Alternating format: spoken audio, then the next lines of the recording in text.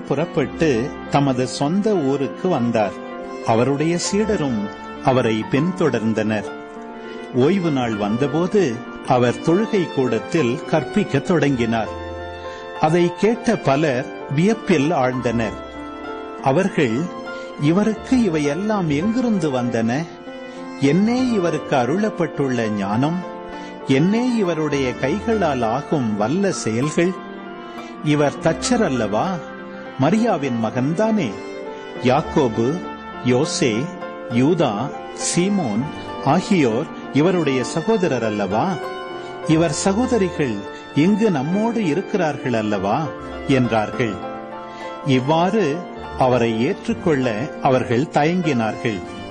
இயேசு அவர்களிடம், சொந்த ஊரிலும் சுற்றத்திலும் தம் வீட்டிலும் தவிர மற்றெங்கும் இறைவாக்கினர் மதிப்பு பெறுவர் என்றார். அங்கே உடல் நலமற்றோர் சிலர் மேல் கைகளை வைத்து குணமாக்கியதை தவிர வேறு வல்ல செயல் எதையும் அவரால் செய்ய இயலவில்லை.